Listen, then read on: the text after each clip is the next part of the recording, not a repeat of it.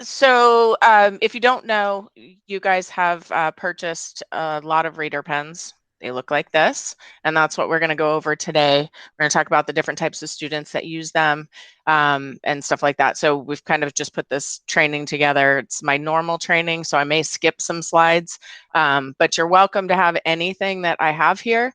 And you can always ask questions afterwards, so please don't, feel like you can't get in touch with us afterwards.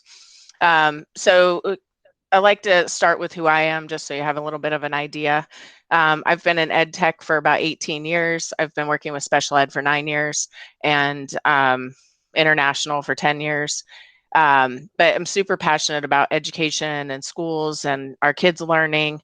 And I've done everything kind of from purchasing side of things, saw the waste of money going on, needed to know how I could fix that. So I've kind of consulted a lot of companies on how to help schools buy the tools they need to help the kids rather than just buying a bunch of things to sit in a closet. So that's not me letting schools buy things to sit in closets. I like to make sure I'm making an impact in student lives.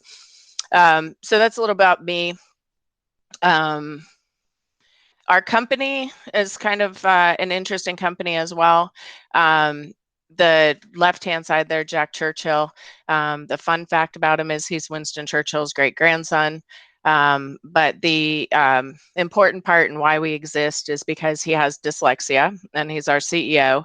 And very early on, I think he was in 14 or something when he was diagnosed with dyslexia. And really wanted to just doesn't think it's right to have students have to be pulled out of classrooms, have to be read to by humans. Feels, as you grow up, you should be able to walk into a grocery store and, read things and be able to fill out job applications and things on your own and not have to be followed around by a human. So that's why we exist. Him and his best friend, Toby, started it about 16 years ago in the UK.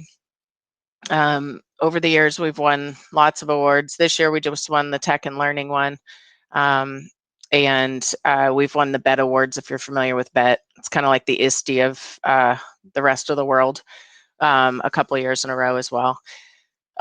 We are a UK business, but we have offices in the UK or in the US for 4 years now. We also have Australia, Canada, and India. Here in the US, I'm the director of strategy for the US. We also have Tim, who actually is your representative. So, as we move forward, I'll kind of integrate him into this for any questions you guys have. But he handles the Northeast and Midwest for us. And then Brian handles Texas and the Florida region over it's Southeast. And so I deal with the West Coast mostly, and then all national projects for the company and our national strategy as we go forward. Everyone here has an education background. We've all kind of been in the trenches for a long time, so we get it, and we just want to, help kids meet their academic success. So some of the things that are important to us are educational equity, so fairness and making sure that kids can reach their academic potential, whatever they might be going through, whether it's a home life situation or whether it is a disability that they have, or just being included. I think inclusion, especially in today's world, is super important, and whether it be a workplace or whether it be a school or at home or anything, I think inclusion is important to all of us. So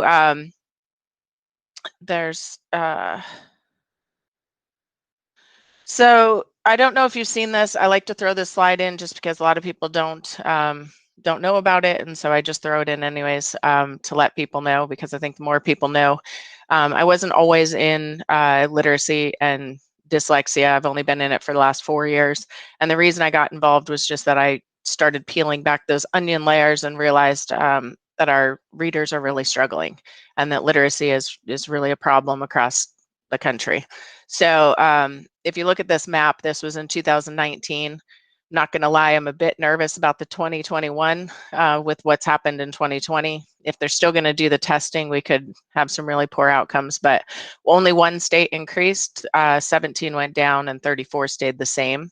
And what that said was our 4th and 8th graders are at 35% reading proficiency. So we have a lot of work to do.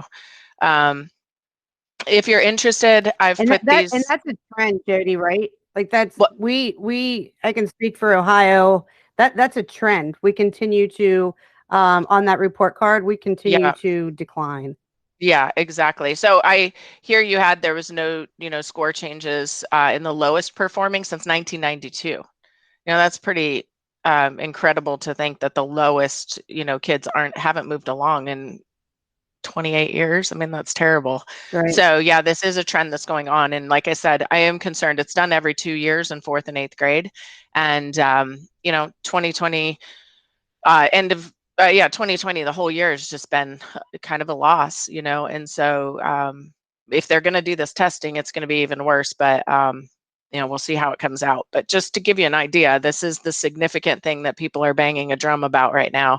And there's a different slide I'm going to get into, but I'll just talk about it right here. Is the you know we work with correctional education as well.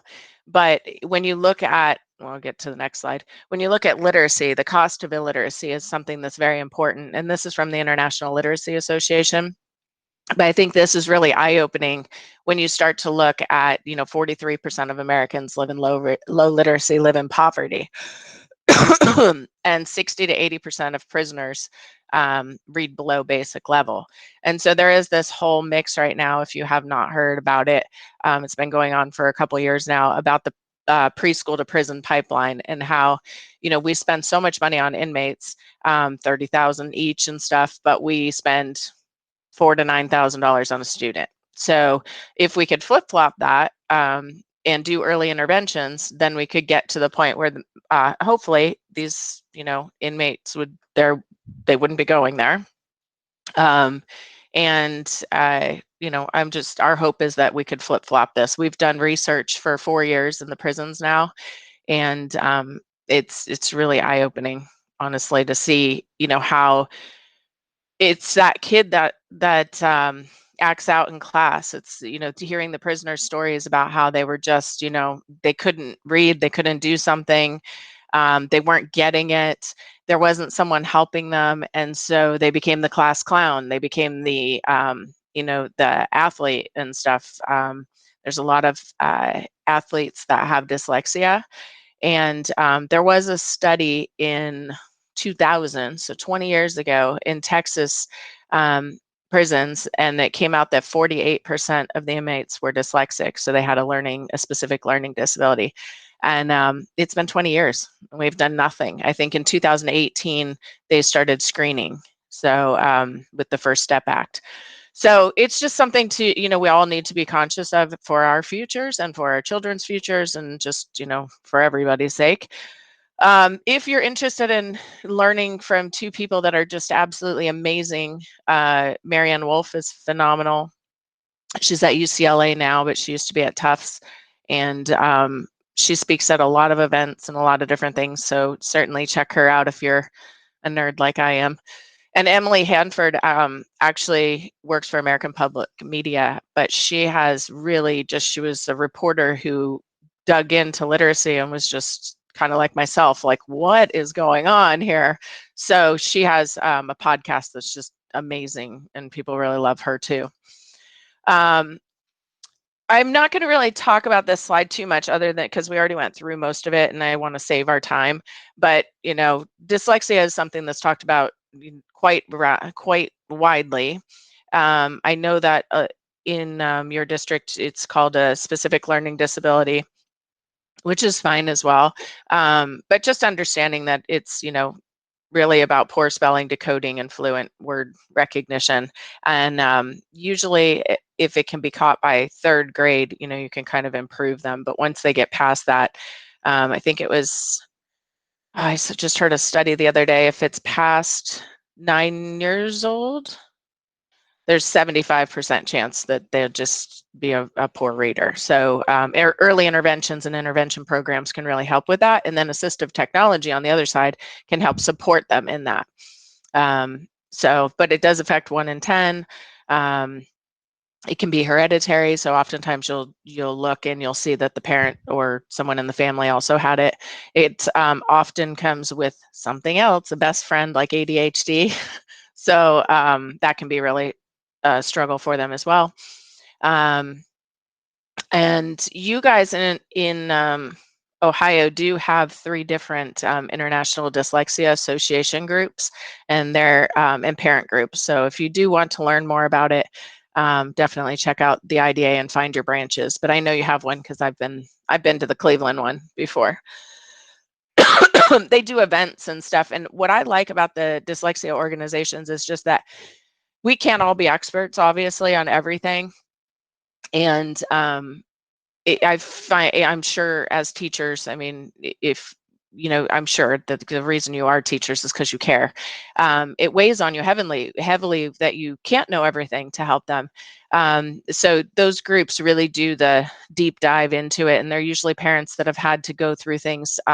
And so they really support each other, and so that's why it's a nice thing to have. Assistive technology, you all know what it is, so I'm just going to skip over this. But, assistive technology should be there to assist the students. It shouldn't be a crutch for them. It should be something that helps them move along. And so when we get into what I'm going to tell you about, they shouldn't be using the pen all the time. It will be dependent on each student and their differing disability as to whether they need it all the time or just sometimes. But it should never be a crutch for them. It should always be something that assists them to get reach their goals and to get better with reading. This is from another training too, but if you need to have this, like I said, you're welcome to. It's just questions that you can ask yourself when you're determining whether technology is educationally necessary, and you may have other teams that do this as well. So things we hear from the parents and the educators right now during COVID, especially what we've heard. Our company actually is one of the lucky ones who hasn't been struggling too harshly, but mainly just because we fit a need that was needed. All the schools shut down. They have parents trying to keep their jobs. You have kids that had a human reader at school, and now it's a battle at home and stuff. And so these are some of the things that we've heard. We've heard that it's difficult for the kids to sit for long periods of times. Playing your favorite game online or getting on social media is very different than sitting and learning online. So just because they're digital natives doesn't mean that they actually understand how to do the learning. You'll have some that have reading avoidance and low literacy levels. So that was really eye-opening for the parents because they didn't even understand that their students were struggling until they had to be home with them all the time.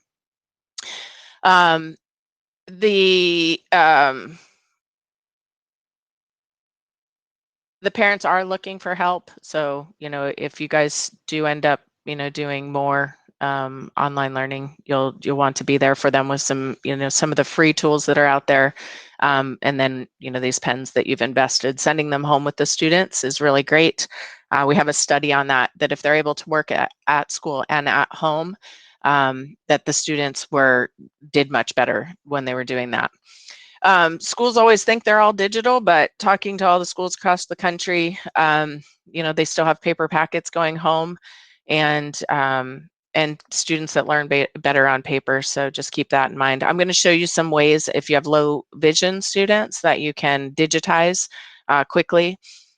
So we're kind of the bridge between the paper and the computer, and how you can digitize some of that. So I'll show you that as well. Oops, sorry. I think the neurodiverse learners and the special needs students are the ones that need a routine, and this whole COVID thing has really thrown off their routines, and getting them back on that is really important. And then everybody, I think we all have worries about it, whether it's family stuff we've had going on, economic worries, social worries. So we're all in this together, basically. I think that this other one I did not mention for you that have English language learners. A lot of them went home to families that English was not the first language in the home. So these helped to support that as well, because what we found was those parents were unable to help their students with their homework. So really what we're going to go through today is this first one, reader pen here, because that's what you guys have. And I want to show you a video really quickly, just because I think that that will help set the tone that when we get into the training. So I'm going to try to do this. Let's see if I can get off here. And then hopefully you'll be able to hear it. So Chrome tab. Share audio. So I'm just going to let this video play for a second. It is elementary level. It's in the Bronx. New York City's Department of Ed did this video with us, which they've only done 2 vendor videos in all of their history, and it was quite the battle, to be quite fair.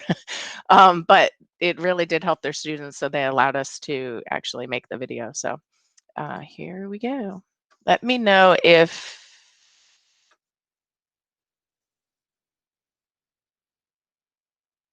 can you all see it? Can you see it okay? Okay. Yep. Oh, then I'll hit play. If you can't hear it, let me know.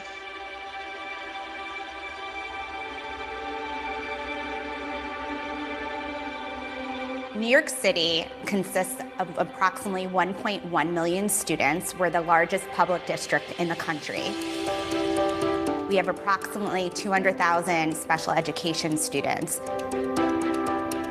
So as a special education teacher, you come across students that have a variety of different needs. Some students need things read to them, some students need things written out or directions read differently. We gave the students these various questions about, do they like reading? Is reading difficult for them? Do they like to read on their own? Do they like to be read to? And they all answered quite honestly. No student wants to have to raise their hand. It comes a point, no matter how comfortable they are in the classroom, that they do feel embarrassed to ask again. It is hard to always meet the needs of all my students when they need help. We want our students to have access, all students to have access to their curriculum. And what was amazing about this partnership is it was a great, wonderful collaboration between the teachers and the speech and language department, where we really were able to show this school how, through the use of assistive technology, we can address our literacy initiatives. While sometimes we can recommend some very intricate pieces of technology, the Reader Pen is more simple, and so it can be integrated more easily into the classroom. It allows them to use the educational materials such as regular textbooks and worksheets and reading books that their peers are using. So many of the students have not only built up their confidence through the Reader Pen, but also are becoming more independent. So every morning the kids come in, they know that the pens are right in the front of the classroom with the headphones next to them. They grab their headphones and they get started with the morning work. What I like most about the Reader Pens is they're like a highlighter, and they highlight and they can read for you, because in reading sometimes we get stuck on a word and we need help, so the Reader Pens helps me to understand the word and the definition. Vocabulary is a really big piece across the district that we really have been working on throughout speech and language therapy, and I really think that the Reader Pen is a wonderful tool. Anytime they come across a difficult word, instead of asking me what it means, they use their pen to scan it and they move on. It frees me up and it lets us get further through the lesson because I don't have to pre-teach the vocabulary anymore.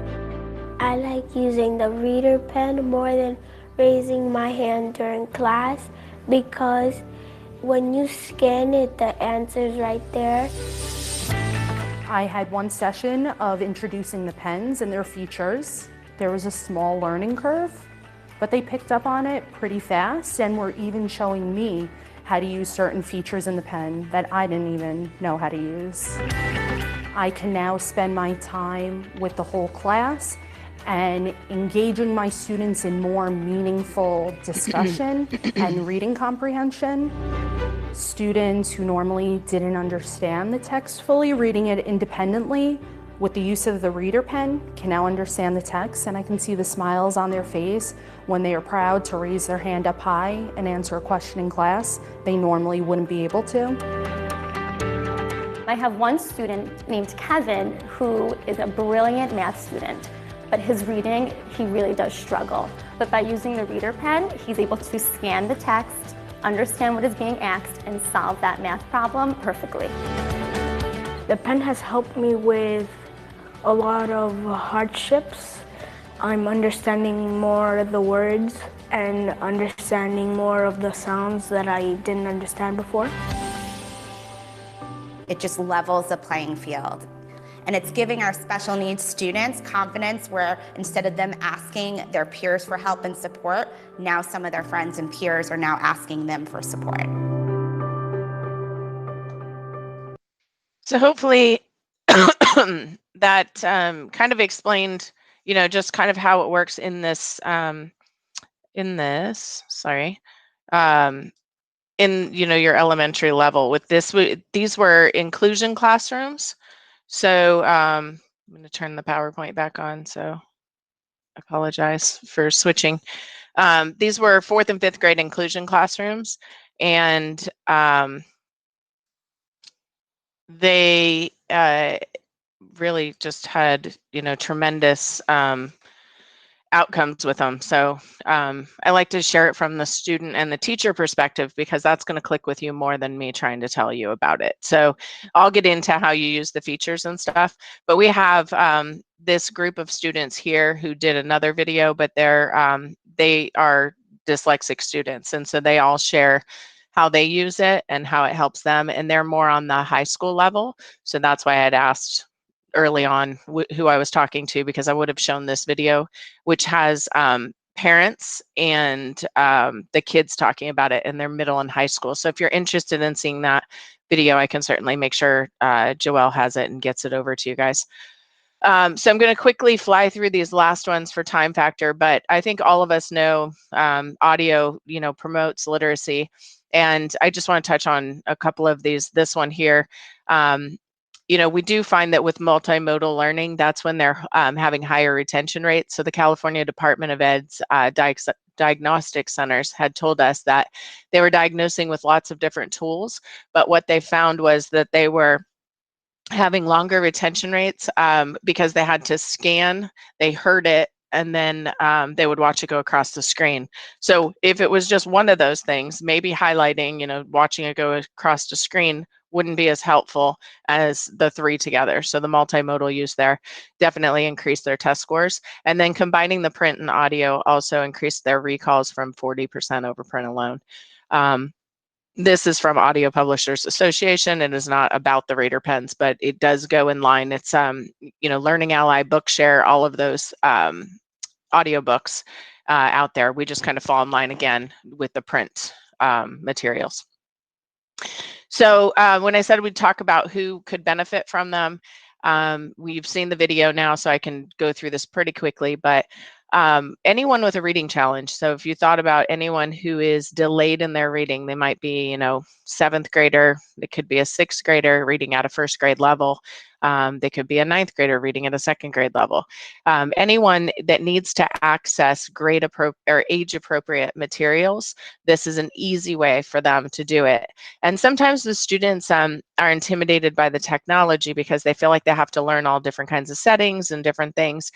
This is just an easy way of pulling it out, turning it on, scanning across, and hearing it. So it's really great introductory to using technology also. So we like to call it a mid-tech solution because it's not low-tech and it's not high-tech. But it would be great also for ESL because they need to hear the words pronounced. They need to look up the words in the dictionary. So when I show you how they can use the dictionary and the reading aspect, it's just really helpful for them. It does read in English, Spanish, and French. It does not translate, but if they were reading in their native language, or their parents were, reading in a native language, it could, they can actually put it in Spanish.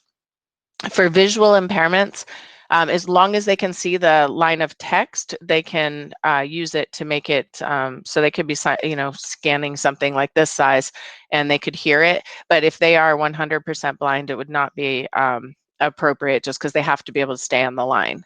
I do have really significant group of kids out of Arizona, or adults actually out of Arizona, that use it. And they're low vision. They use wiki sticks to line up so that and move along with them. So they're still giving them that independence, but they're helping them more with the lining up. I am going to show you how to digitize in a larger font, though, into your computers. That makes a lot of my low vision teachers like that aspect. Hearing impaired, if they have a loop and a telecoil hearing aid, they could amplify the sound. I'll show you what the loop looks like if you're unfamiliar with that. But again, it's just about allowing access to paper curriculum, to text. So it doesn't work on handwriting. It doesn't work on laminated very well because it is a camera. So keep that in mind. But it contrasts of paper, or like the contrast of the colors of the paper and the colors of the print, it usually does okay with that. And it doesn't do any cursive fonts. It would just be your standard fonts.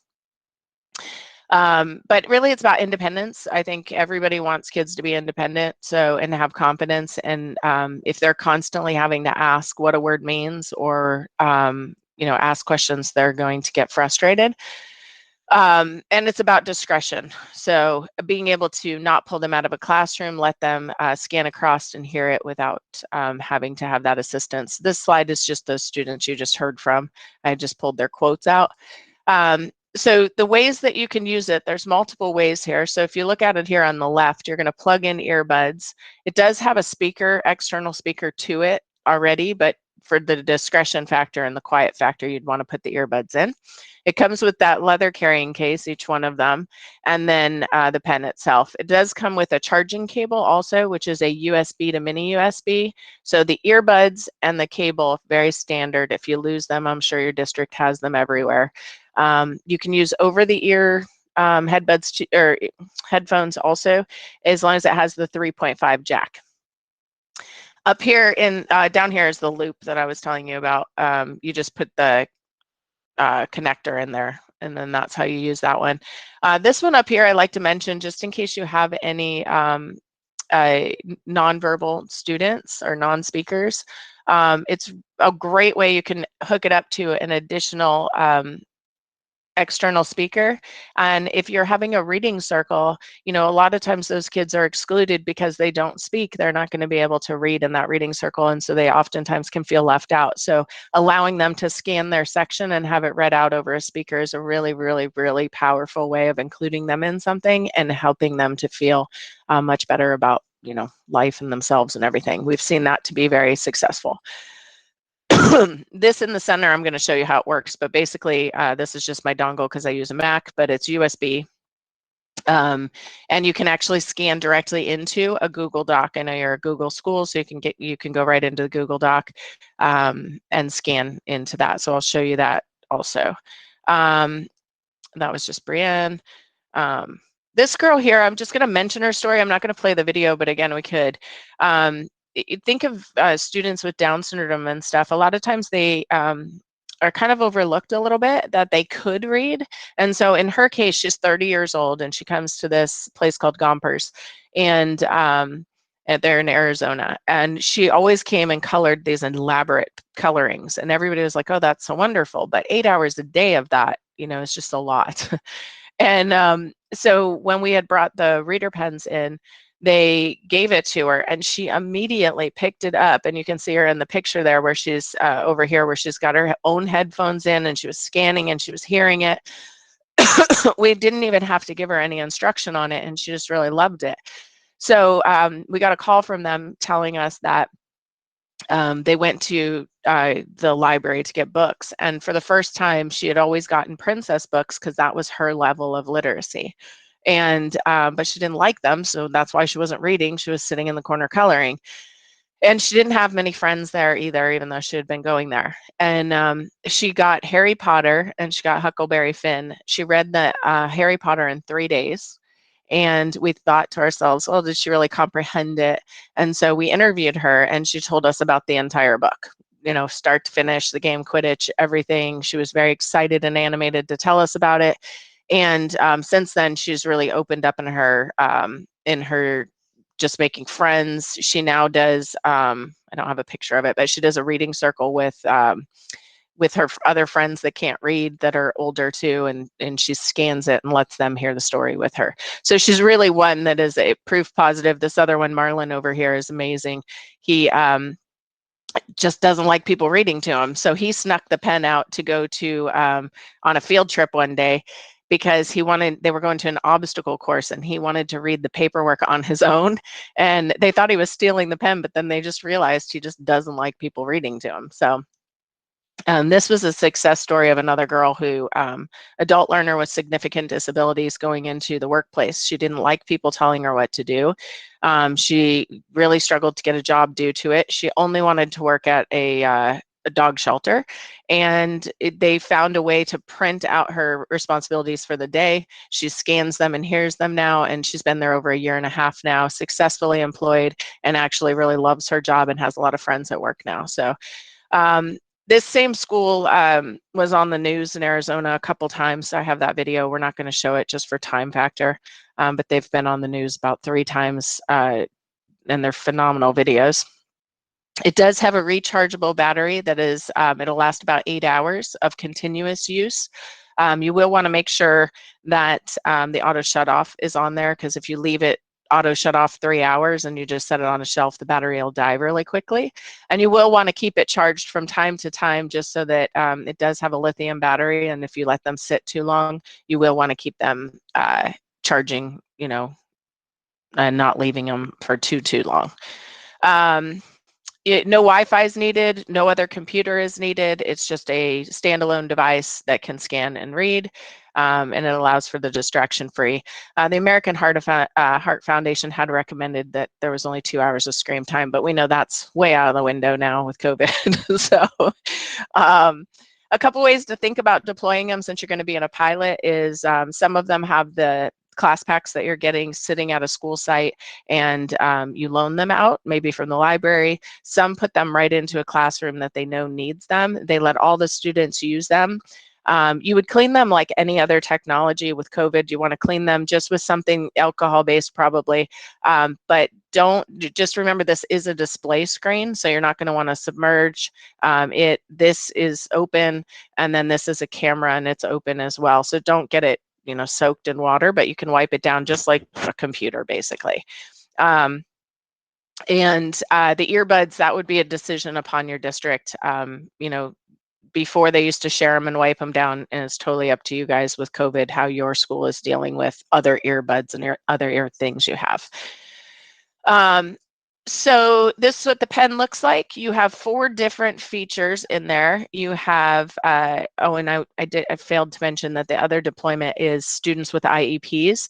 If they have text-to-speech, they oftentimes will buy them 1-to-1 for a student, because it can become their 1-to-1 inclusive accommodation.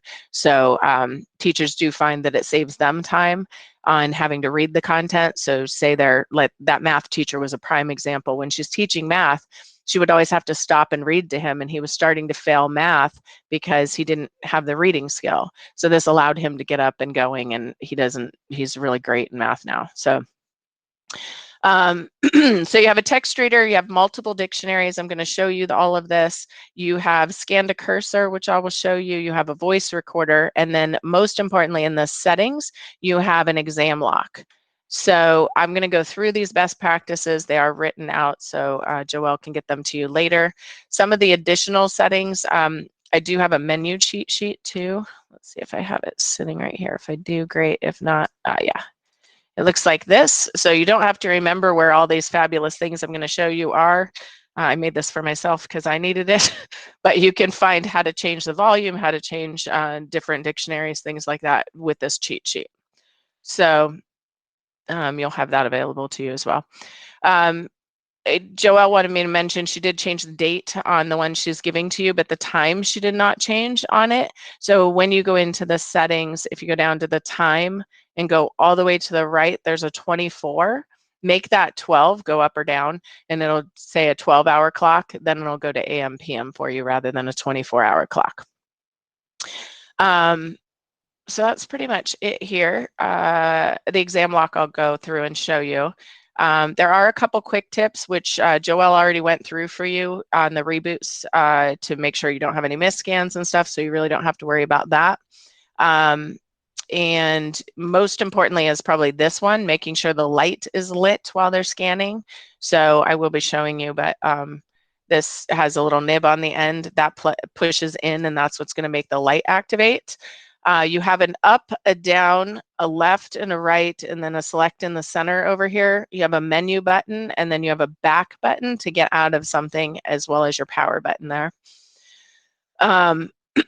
We have some literacy books that once they're finished, I'll get them sent over to you, but we are just Americanizing these because they were written for the UK audience, but they're fantastic resources that help you use the pen, but use them with, you know, they're learning something while they're using the pen. A couple other ideas to give you to, you know, engage in your classroom. One of the ways that our UK education specialist used them is she teaches with playing Jenga and having them pull out. She'll put labels on the Jenga pieces, so it's a label maker that she uses, and she'll just, this might be to be building on a story, so she'll say, I went on holiday too, and then that student has to read out and make up a story around it.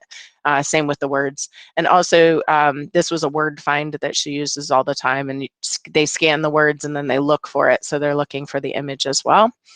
If you don't know about understood.org, definitely write this down. Understood.org is phenomenal for resources. They have a lot of printable free resources. I put in here the social emotional because I think that's just where we're at today with our students. That they have stuff on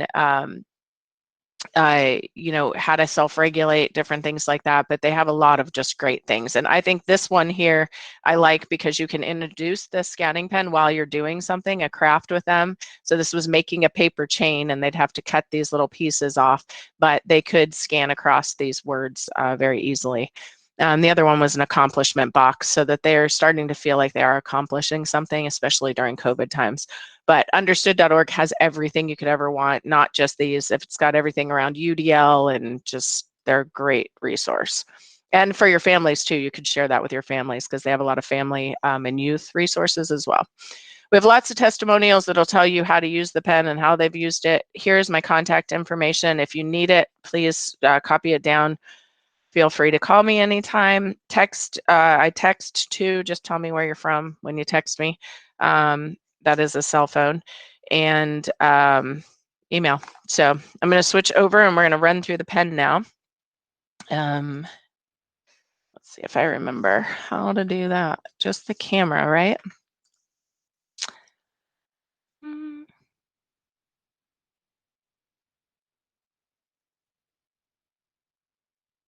Settings. There we go. Video. So this would be the time, Jody, that we should have our pens with us as you're showing us, or do you want to model for us and then give us time to look at the pens? I think it's probably best to model first, only because people get stuck, and I'd like you to hear what you use the different things for, but I'll go through it kind of quickly, and then you guys can ask any questions you want and then get your pens out and try it to make sure you understand it. I do have one question. Maybe someone knows that uses this. I'm backwards. Can you see it forward? Or am I mirrored? You're not mirrored. If I'm not mirrored, then I'm good. Okay. I just wanted to make sure. Yep. And I would suggest for those of you who are seeing, and maybe you all know this, but if you need to see Jody's screen larger, you can change the layout to what is it called? Spotlight. That way she's not a little box. Okay, perfect. So this is the reader pen. Like I said, you have an up, down, left, right, select in the center. You have a menu, and this is your back button. Again, this is where you put your earbuds, and this is where you charge. And then this charging cable also is where you will bring things to your computer if you choose to do that. So when you turn it on, you have your date that she's set for you. The time should be there as well. You have your battery life over here, and you have this little arrow. So as I move down, I told you you have a text reader, you have a dictionary, You have the scan to file, you have a voice recorder, and then you have settings. Only because I'm in settings, I'm going to start there just to show you one thing. And I think the most important thing is the exam lock for you. So if you're thinking about a student who uses this on their day-to-day, but then they want to go into a testing time, you have a couple options for locking. And I'll explain why you have those. But you have lock mode here, and you can either leave just the text reader, so nothing else. You'd have settings to do faster, slower, word pauses, punctuation pauses, but they wouldn't have any storage or anything like that. So you can leave text reader mode only, or you can leave text in dictionary. And so that might be if they're in a class taking a test, you know, it's geography, and you really don't care if they have the dictionary to help them along, then you could leave that. I will say the exam lock is also good for the way you do it, by the way, is 6-digit code. You create that code. I strongly suggest you remember the code. There is a way to get, get it unlocked, but you just create your code. So I usually say just share your code. If you're sharing the pen, share the code, but change it. It changes every time you lock and unlock anyways. A couple things about the exam lock and why it's good not just for exams is that you might have a student who has dexterity issues and they might bump buttons. So you may only want to give them the text reader and lock out the other things, or give them the text reader and dictionary and lock out so they don't get stuck and frustrated. The other way is, since it does have a voice recorder, you all have those naughty kids, mostly the high schoolers, that like to record a teacher teaching and then make nice videos about them. So, you could lock that out and give them just what you want them to have, which would be, again, the text reader and dictionary, because it's really meant to be there to help them with their literacy. So, as I go through this, I'm just going to show you. So easy, pull it out of the box, turn it on. And then you're going to come up to this, which will be text reader. The arrow is by it. So you select the center. You get a flashing cursor. And I'm simply going to just scan across any printed text. It is UK, so it has program spelled wrong. Wrong for us, not wrong for them, apparently. So you can replay it as many times as you want just by hitting that center button. So oftentimes, if a student has a reading disability, they do need to hear it a couple times. But with a human reader, we found that they won't ask more than 3 times. They do get embarrassed by that. So you can play it simply by doing that. You can scan one word, or you can scan whole sentences, or you can scan the whole paragraph. This text is not storing. So in text reader, as soon as I go back out of it, it's not stored. So you don't have to worry if they've stored anything or how much can I scan or anything like that. Again, I'm going to scan because I was going to show you some other things. So as I pick up, you see I'm scanning more, right? As I pick up, it's reading. Well, there is, this is where it becomes individual to the student. Because in your menu, you have an option to turn off. This is probably one of the most important things. This wasn't a feature we added due to teachers asking for it. Turn off the auto read. So it depends on your student. If you want it to, every time they scan and pick up, it reads, then you would want to leave the auto read on. But if you needed to scan this whole paragraph, it could be frustrating for the student to be scanning and hearing in their earbud every time they lift up. So you could turn that off. When you have it turned off, you do have to hit this right arrow to get it back to the top, and then press the center and it will read the whole thing. So if it's not on, you'll have to do that. You can also navigate across to different things. So with the wheel, you might only need one word resaid. So you could go here, you hold the center down, and you can hear just that word repeated over and over. So sometimes that's useful for the students. And then they could start reading from there. Or they might need to go, find a different word they didn't know and go.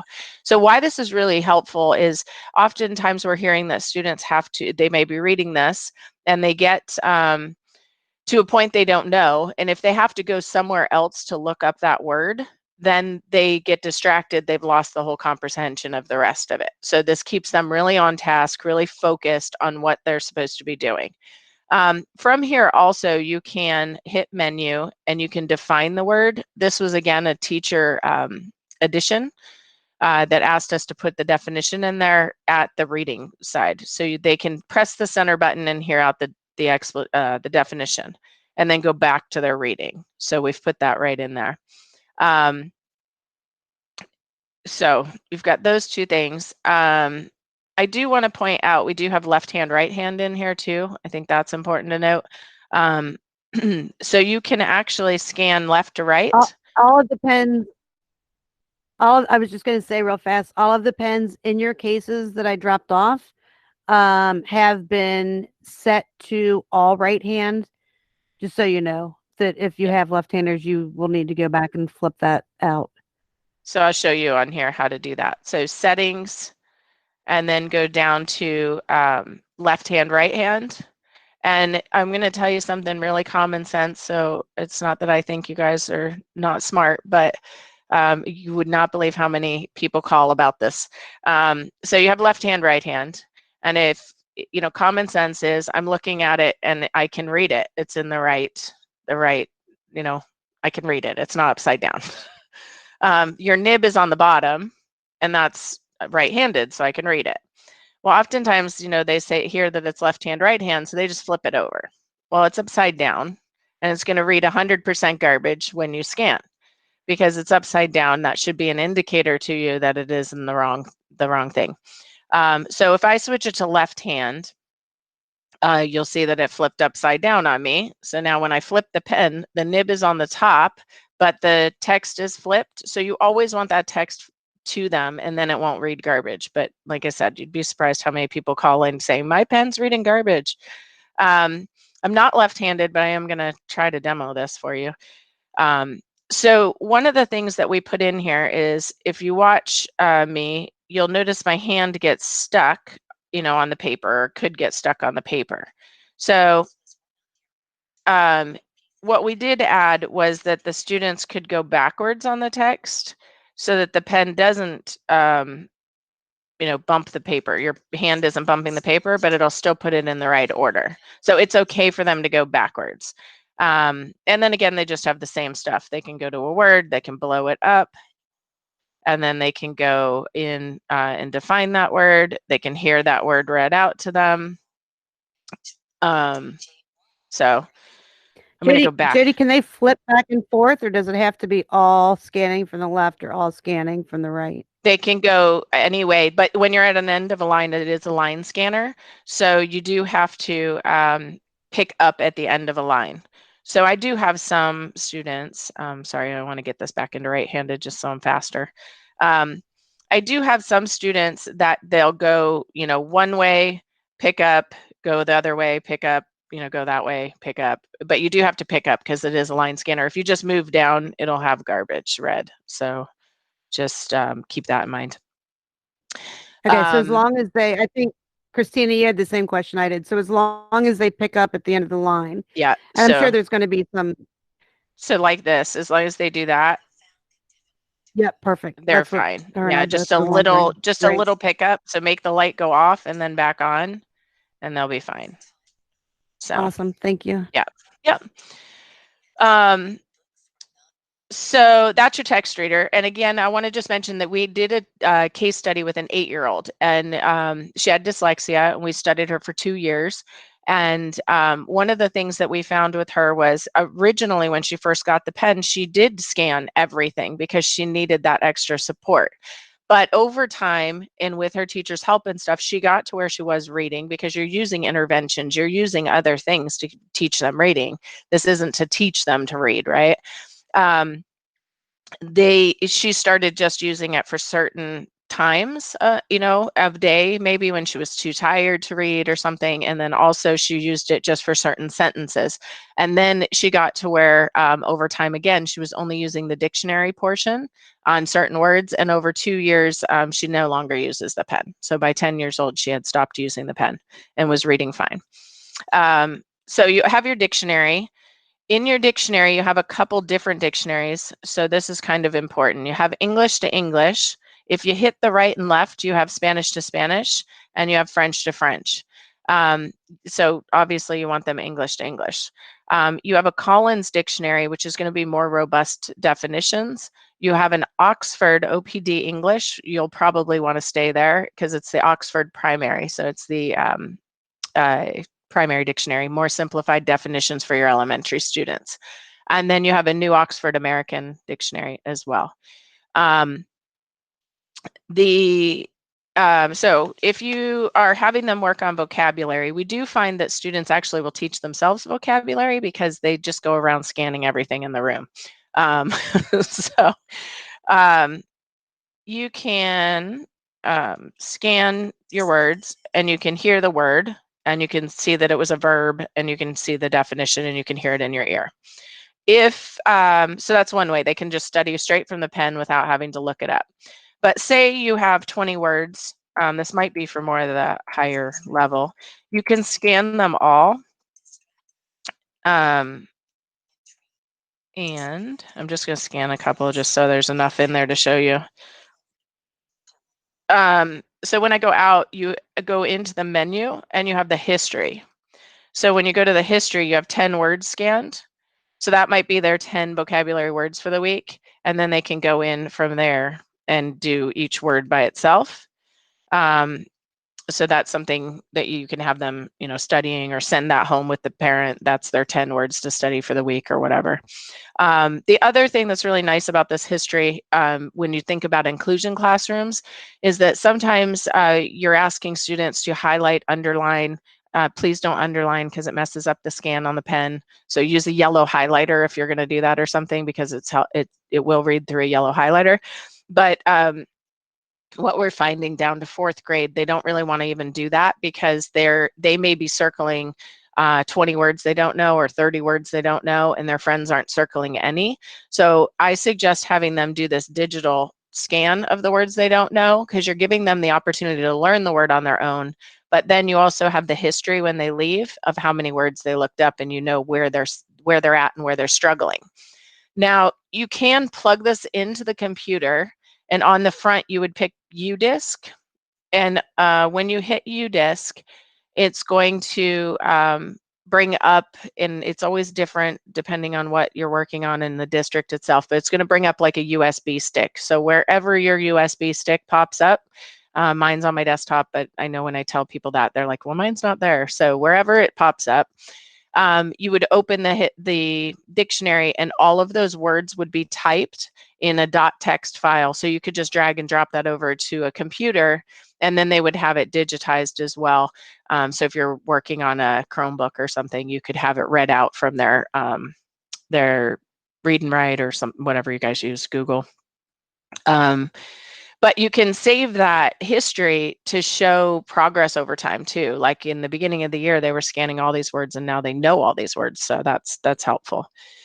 I'm going to skip over Scan to File, but Scan to File is really just your text reader, but stores to the device. So you really don't need that in elementary. In the higher levels in college, they use it to scan maybe something that's in the library for a report, so they can source it and bring it back. Voice recorder, I think, is important to go over. You have a voice recorder. It's an MP3 or a WAV file, and you have low, middle, high over here. Low is fine. It's just your recording quality, but because you're so close, it's not going to. You're not going to really need the high quality, but it will take up more space if you're always in high. Just know that it has 4 gigabytes of storage, but it's as easy as pressing the center. And then it says, record, it's recording us right now. And then when I want to stop it, I hit the pause and then I go back and it saved the file. And it saves the file. So if I want to play the recording now, it saves the file as the date. So year is 20 November 9th. And then if you scanned more things, it would say, .1, .2, .3. And you can erase those just as easy by doing erase, erase, erase, and it's gone. Okay. So really easy. But some of the ways, a couple ways that the teachers are using this is inclusion classrooms. If they have one student that needs, that forgets what you tell them to do at the beginning of the class, you might want to voice record what the lesson plan is for the day, discreetly give it to the student, and then when they forget what they're doing, you can have them listen to it on their own rather than disrupting the class. The other way is reading specialists and tutors that might only see the student a couple times a week. It's a great way to record it, so when the kid comes home and parent says, oh, how did tutoring go? Oh, I don't know, right? You've got it recorded. But a tutor could record pronunciation on it, and they could go through that during the week. Could record anything they wanted them to study. But then the other thing that you could do with that is have fluency progress checks. A lot of schools tell me they do that. They'll have the student read into the pen for 1 minute. They will date it, the pen date timestamps it, so then they drag and drop it right into their Google Drive folder for that student, and they're able to show progress over time of how that student has improved in their reading, which is really great for IEP meetings and things when you have to show that. So just listening to them read back. And with distance learning, if you're doing any distance learning, it does help them, they can record it and then they can put it on the computer and send it in as well. So that is it. We covered it all. Was there any questions, Joelle? So Jody, there are a number of questions in the chat. I decided to not interrupt you while you were showing and modeling. Yep. Let me first say that I did record this session, so I know, Jody, that when you know the tool, or sometimes I know when I know a tool and I'm training, that Yep. all of us on the other end, we're like, wow, that was just a whole lot. A lot of different settings and whatnot to go through. So you all will get the recording of this video so that you can go back and look. But let's see, in the chat, the first one was, although Teresa, we weren't going to get it out right away, but Teresa got hers out because she is for sure an overachiever. And I love that about her. She said she was trying to use it and some words are not scanning correctly. So her question is there a speed that scans best? Or is there maybe a user error that we may be doing when words are missing? So most of the time it's how you're holding it, and the speed really doesn't matter. I mean, if you go too slow, the camera, it's an OCR camera in here that has a hard time picking up. Oh, sorry, I was trying to show you it. So the best, though, is remembering that it is a camera. It doesn't really matter how you hold it. I personally, for myself, this C pen here, I put my thumb over it and hold it kind of like a marker so that I can get, a strong grip on it. The little kids may have a hard time with it, so you may need to put a rubber band around it so that they get a different grip, right? Because it could be a little slippery for their little hands. You're not pressing any buttons while you're scanning. A lot of people's first common thing they want to do is press the center button and scan at the same time. I don't know why, but it's like the brain just tells them I need to push something while I'm scanning. You're not doing that. So, like I said, you can go as slow or as fast. It's more about the angle you're at so that the camera can pick it up. So I went really slow on that. And you have to go to before it. So this little thing is kind of a guide to a clear guide. So you want to go kind of before it and then after it. So you're not cutting off the last of it. Jody, do you by chance the document or the piece of paper that you're scanning the text from, the spaces are rather large. Do you by chance have I'm sure because this is exactly what you have right next to you, but like a novel or something where the text is going to be a lot closer together? Does that make sense? Maybe a smaller font? No, I got you. I got you. Yes, like that, like those bulleted points. Yeah. So I just scanned it to make sure because it's 7 to 22 font size and I don't know what this girl used. So, yeah, you just scan across still. And I know I went on the line that didn't have or had something closer, but you want it kind of in the center. So you'll see students was in between those, right? So they're really tight together. This is pretty small font. I'm going to say it's 8 font size. with not a gap in between. And it's still scanning properly. Okay. So, okay. Yeah. That would be my first question as a user, like to just be able to see the difference. So thank you. Yeah. Now, And I will tell you though that it can get weird if they're trying to scan 2 lines at one time, because it's not going to do that. So you do kind of have to put it in the center so that it knows which line it's trying to scan. Sure. Rebecca wants to know, is there a dictionary that goes from English to Spanish or anything like that? Rebecca, if you want to unmute yourself, you might even be able to better ask that question than what was there. With a lot of our students who are newer to the country or blah, blah, blah, English language learners, a lot of times it's super convenient or helpful for them that if they get to a strange word, just being able to hear it in their first language. So this pen does not do that. It has to be, this only does Spanish to Spanish or English to English or French to French. We have 2 other tools that do translation, but you guys did not get those. And the translation on it would be word for word translation, where it says the word. So if it's school, I'll just use that as an example. If it's school, it will say school in English, but the writing will say escuela. Like the writing would be the opposite word. Okay. I mean, their language. And that pen has more languages in it too. It's used often by like labor unions and stuff when they have workers that don't know the words. So they just need to scan across it and they don't want to have a human reader there.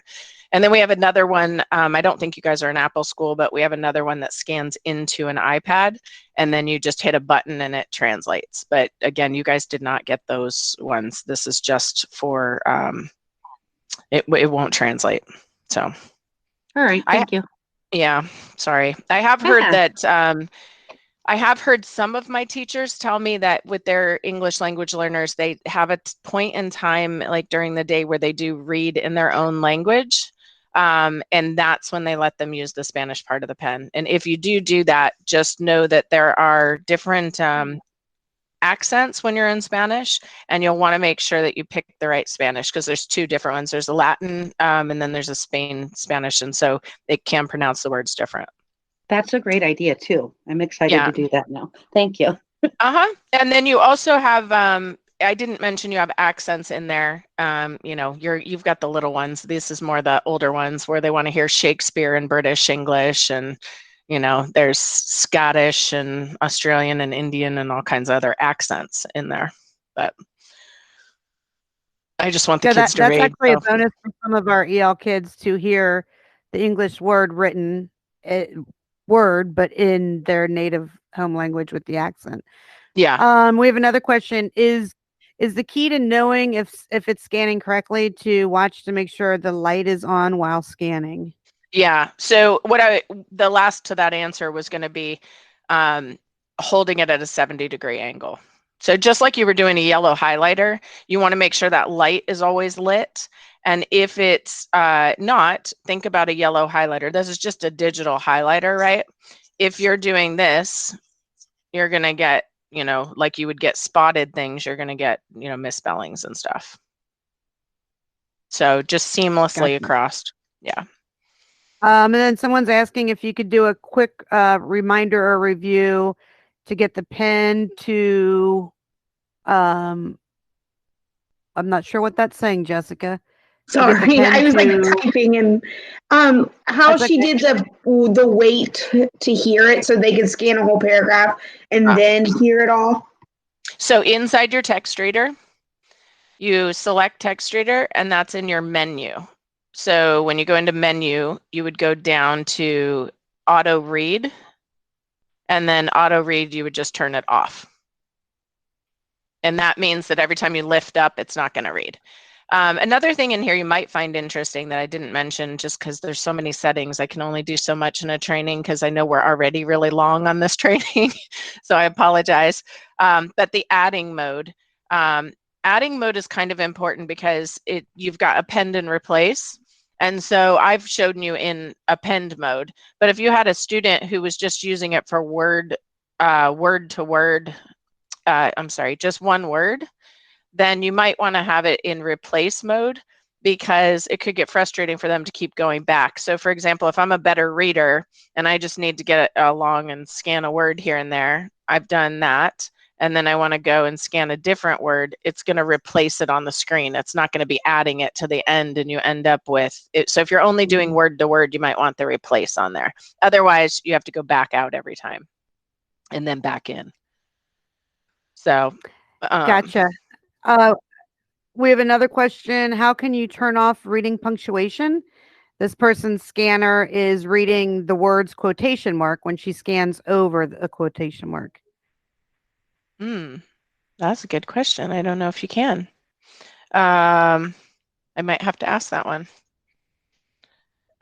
Scan punctuation. Yeah, I don't know that I have the answer to that one. I've not heard that one before. How did nobody ask me that in 4 years? I was going to say, that seems like that would be a normal, like a pretty typical question. If I know. Reading, I would right, think so like a too. novel. Yeah. No, I agree. I've never had that question asked though, so I honestly don't know. So I apologize. I thought it's reading the question mark, you said? Okay. Haley, you want to unmute yourself and tell her what you're seeing or hearing? Yeah, I was going to say that it's not reading the periods or the commas. No, it's just quotation mark, which isn't that big of a deal. But if you were doing a whole sentence, because I'm just reading The Cat in the Hat, so, but if I were to, within a text, continue this, you know, I have quotations in the middle of a sentence. If you would continue to read it, it would say quotation mark, read the quote, quotation mark, and then would finish the sentence. So it kind of interrupts the flow of the sentence. Gotcha. It also reads like ... if you've got that in a sentence. Oh boy, I bet I annoy a lot of people. I put ... all the time. That, and it just says dot is the funnier thing. I was just looking into the punctuation to see if they've added something. No, it's just the speed on the punctuation is all you can change from what I can tell. So maybe Jody, is that a good, I know you said that they've added and upgraded and tweaked a number of things on the pens. Perhaps that might be I some wrote it feedback down. you could give. Yeah, I wrote it down because, like I said, I've not had that, and you would think in 4 years someone would say, but yeah, I'm not sure. And then I have a question as far as training. I don't like that word training, especially for our students, but as far as modeling for our students and getting our students comfortable, do you all through your company have, because what you did for us right now was, although it flowed great, it might be too cumbersome for students.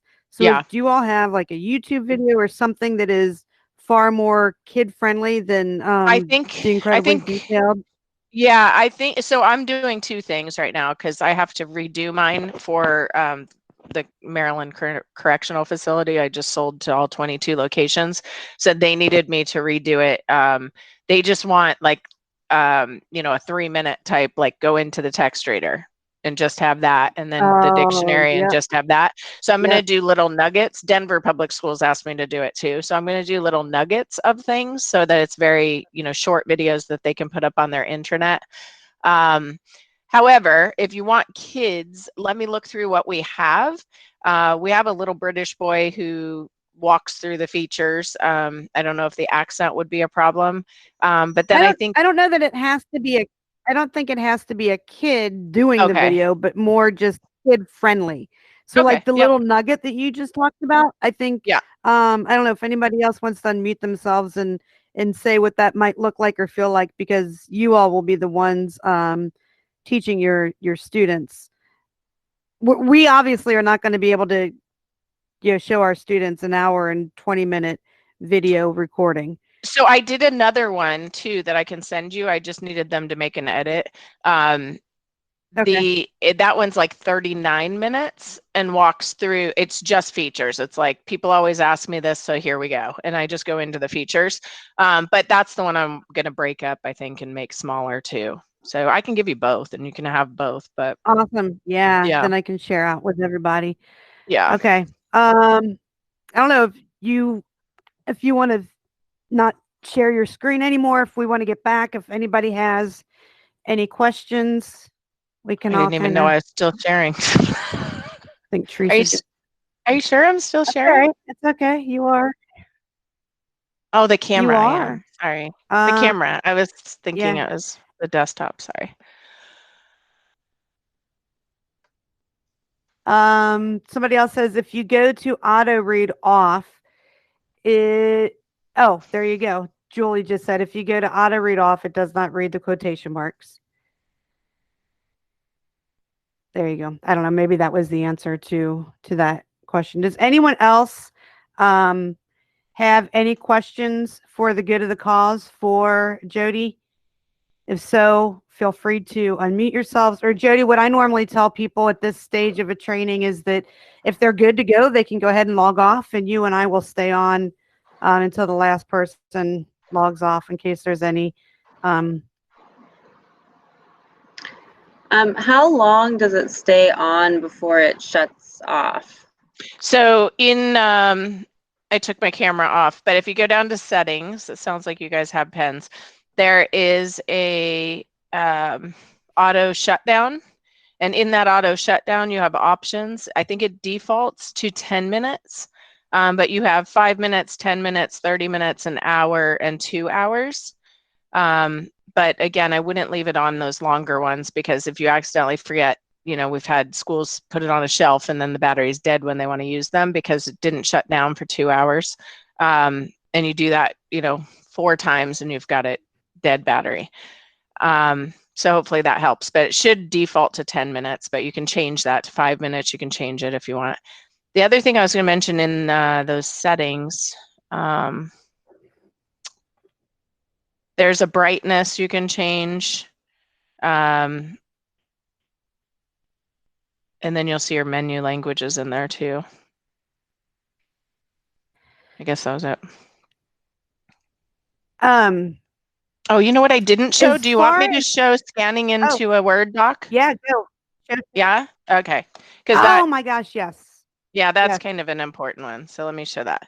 It's super easy, but I think seeing it is always easier. So give me 1 second to open. So Jody, while you're opening that and sharing your screen, I'm going to go ahead and share something else with everyone. So this group of intervention specialists, you're all in a variety of settings. Some of you are co-teachers. Many of you are resource or self-contained, depending upon what term you may be using in your building. We have a couple of teachers and specialized units as well. If you are someone who is in a co-teaching situation and you're bringing that class set of pens in, by all means, make sure that your students with disabilities are able to access those pens. But if they have a peer or a friend who wants to read and use the pens along with it, we're not shouting from the mountains like absolutely not. Can a gen ed kid use a pen that's sitting there? Like Jody said, we don't want pens sitting in a closet. If it's going to be a resource and a tool for a student, then absolutely. I don't know that there's many of you in that situation though. But if you are in that situation, I wanted to let you know. And I would say, just to add to that, I would say that, oftentimes again, COVID's really messed things up. So I'm sorry if you guys are not working in the classroom, but some states are. And so it's hard for me when I do these trainings. But the more that you have it as a normal way of working, the more kids will adapt to it too. So like in that 4th and 5th grade inclusion classroom, you heard them saying that they just had them so that anyone could use them. And we find the most success when they leave them on a table that anybody can use, because sometimes you don't even know your gen ed student is struggling because they test well and they do well. But they may, just not, because they do well, might not want to ask, words and stuff. And so just having it kind of as a normal way of working of a resource that's in there, it becomes easier. Can you all see my word? Jody, can you hold on 1 quick second? Let me answer this question. Yeah. Okay, so as far as can the pens go home with kids? That's a rough one for me because this is a pilot. This is the first time we're putting these out there. So generically, I'm going to say, let's not send pens home right at this second. If all of a sudden tomorrow they say that we're going 100% remote, we might change that up. But right now, let's say no. Our kids, first of all, they don't know how to use the pens yet. So they need that instruction from you all.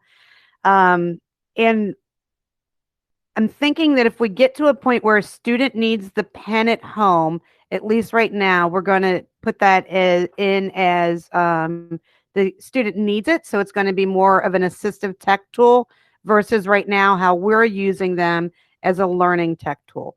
So let's hold off on sending them home just for thank you, Rebecca, just for a few weeks. However, if any of you on here need to email me separately and say, hey, Joel, I have a student who, blah, blah, blah, a unique circumstance, let me know.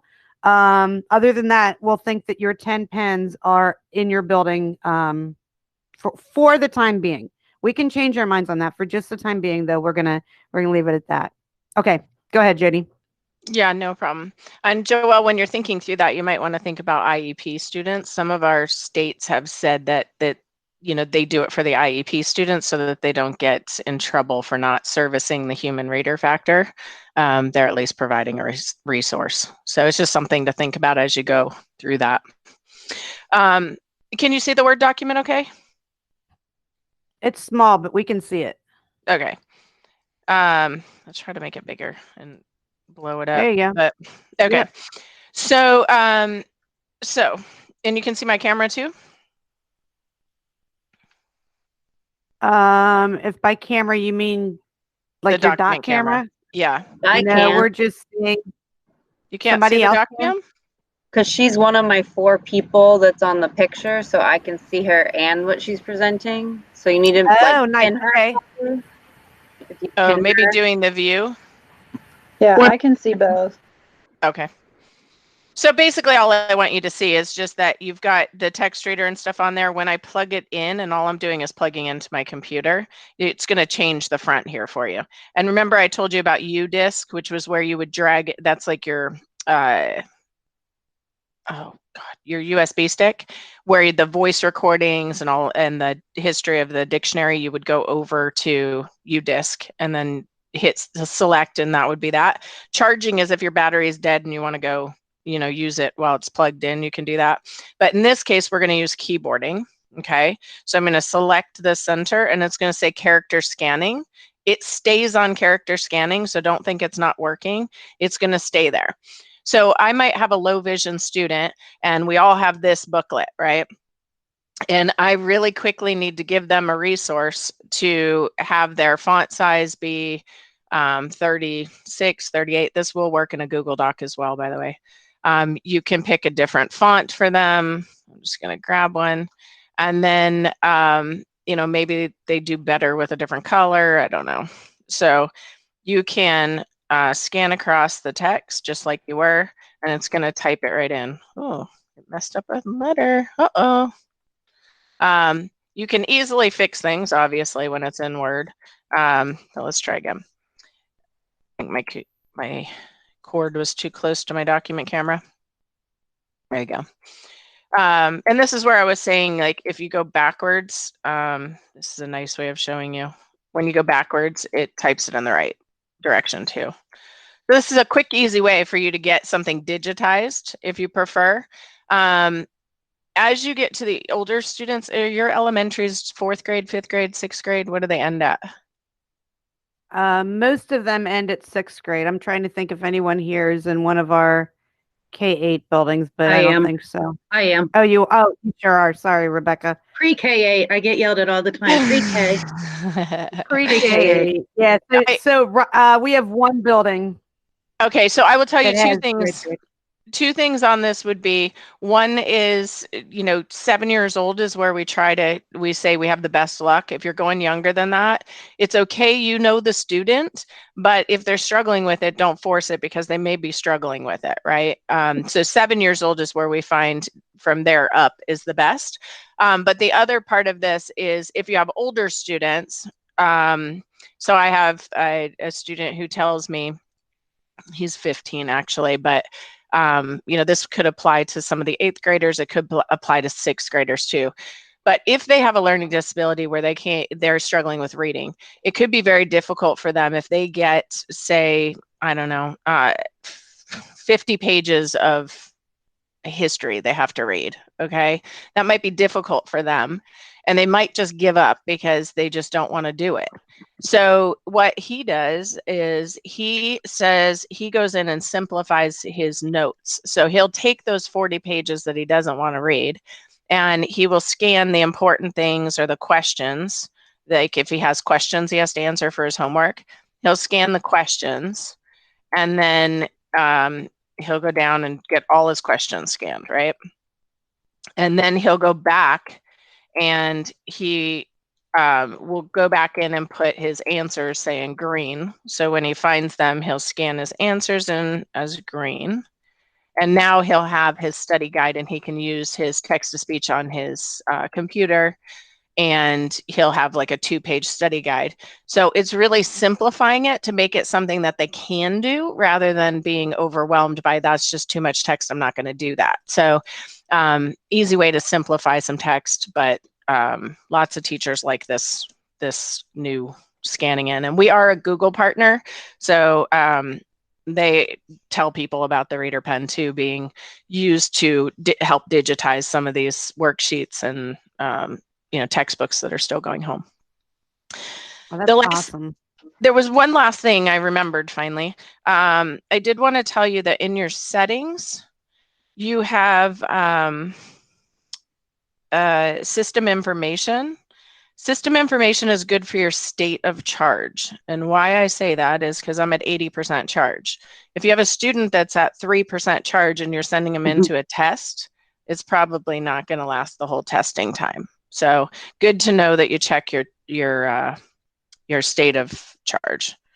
And that's in settings and then system information. But you do have this little battery that'll tell you too. So if you're seeing a lot of empty space on that battery, then it's probably dying out as well. Jody, just real fast on a side note, I know to our conversation when we were both first on, that side of the case where the battery pack could go if there were a charging battery pack. Do you know what I'm talking about? No. In the case where I said that it has the empty spot. Yeah. So yeah. Are you asking me what that's for, or? No, I'm saying we may end up going that route. I don't know. And you may have them around. I received an email. Yeah, I received an email from a teacher, somebody that's on the pilot, that mentioned that charging may be difficult because their teacher computers taken up and student devices and whatnot. So just I want this pilot to go very well for everyone, because the more use there is, the better, more data we can get, the more pens we can get out and about. So I might talk to you about charging ports. Yeah. And ours are 7. And for those of you on the call, don't get too excited because it might not happen, but I can always do my best. I think you guys got lanyards. Are you handing those out too?